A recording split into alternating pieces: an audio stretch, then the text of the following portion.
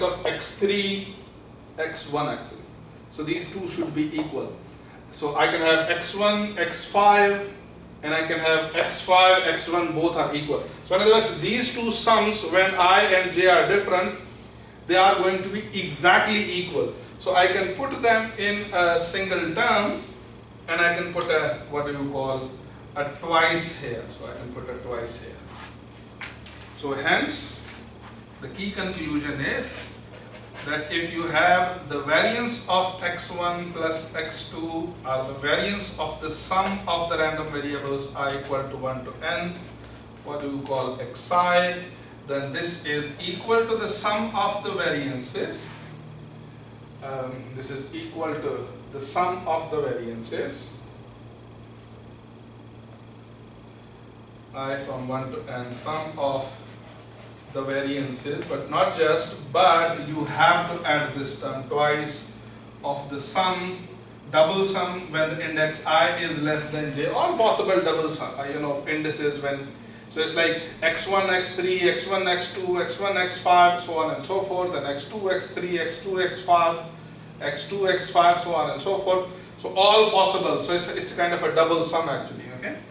The covariance of xi and xj. So this is what is going to be the sum. So the variance of the sum is unlike the expectation. So expectation of the sum is the sum of expectation, but the variance of xi is equal to the sum of variances of xi plus the sum of the covariances between them. So this is what that makes them, what do you call, different. But here the interesting factor, that if x and y are two independent random variables, okay, let's assume that x and y are two independent random variables. X and y are independent.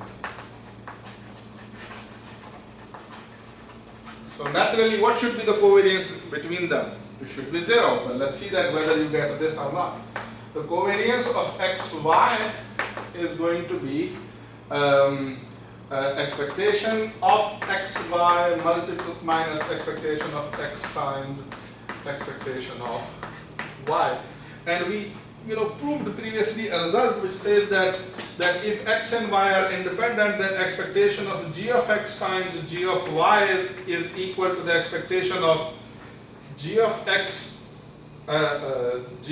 say times f of y is equal to the expectation of g of x times expectation of f of y actually. So the expectation of the product of two function of independent random variable is equal to the expectation of their product of their expectations. So the expectation of xy by the same principle should be equal to the expectation of x times expectation of y minus expectation of x times expectation of y actually. So here I took say g of x equal to x and say f of y equal to y, and I applied this result and I got this. And hence these two gets cancelled and you get 0 actually. So if x and y are independent, then the covariance of x and y must be 0. And here is another impact of this conclusion here actually. Now if x1, x2 up to xn are independent, for example, they are independent. Okay? They are independent. Then I know that the variance of xi, the variance of the sum I equal to 1 to n xi is equal to the sum of variances of xi, sum I equal to 1 to n sum of the variances of xi plus this twice of the covariances of xi and xj. But since each one of xi and xj are independent of each other, so these covariances will be 0 actually. All covariances will be 0, and you're gonna get what? This result, like the expectations actually, that in expectation of any sum of n random variable is equal to the sum of expectations. while if you want the sum of the variance of the sum to be equal to sum of the variances, then your random variables need to be what do you call independent actually. Another important basic things actually, and that's an important measurement. If x and y are independent, then covariance is 0. But the converse is not true. In other words, if covariance between two random variables is 0, then they are not necessarily independent. The converse of this statement, this is not true, okay? That is, if covariance of xy is 0, this does not imply that x and y are independent. Okay, they are independent. And here is a counter example. Here's a very quick counter example. That imagine you have a random variable x that takes value 0, 1 and -1, and consider that their probabilities are equal. Probability of x equal to 0 is equal to the probability of x equal to 1 is equal to the probability of x equal to -1 and is equal to 1/3. Okay. Now let me define a random variable y, which is an indicator function that x is 0. In other words, y is equal to 1 when x is equal to 0, and y equal to 0 when x is not 0. Okay. Now what does this shows?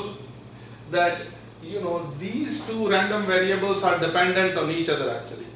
Now if x is 0, y is 1, and if x is not 0, y is 0. Okay. That's if x is 1 or -1, it's not 0. Now what we can show for this x and y, that the covariance is equal to what do you call 0. By the way, what would be the expectation of x? If you want to compute the expectation of x, you need to do 1 multiplied by 1/3, 1 multiplied by 1/3, plus -1 multiplied by 1/3, plus 0 multiplied by 1/3, and you get a 0. What would be the expectation of y? So y takes two values, okay? So it's going to be 1 if x is 0, okay? So 1 multiplied when x is 0, and what is the probability of being x equal to 0? So it's 1/3, okay? It's 1/3. But by the way, we don't need to calculate expectation of y, because expectation of x times expectation of y will be anyway 0, because expectation of x is 0. Now let's calculate the expectation of what do you call xy. By the way, what are the potential values that xy can take?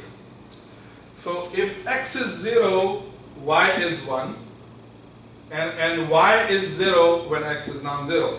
So the xy in this case will always be 0. Think about it. So y takes two values, 1 and 0, and x takes three values, 1, 0, 1, -1.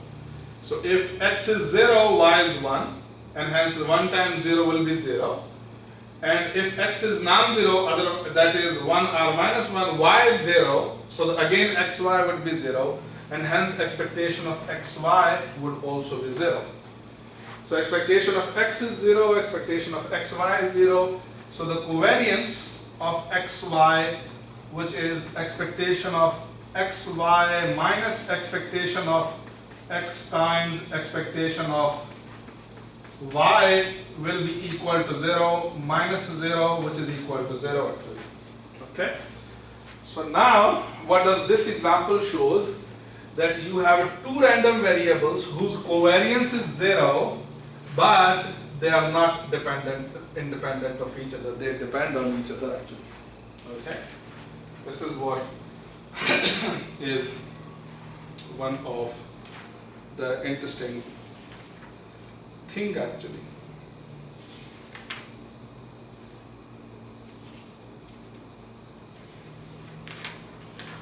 We'll carry on our discussion from the next.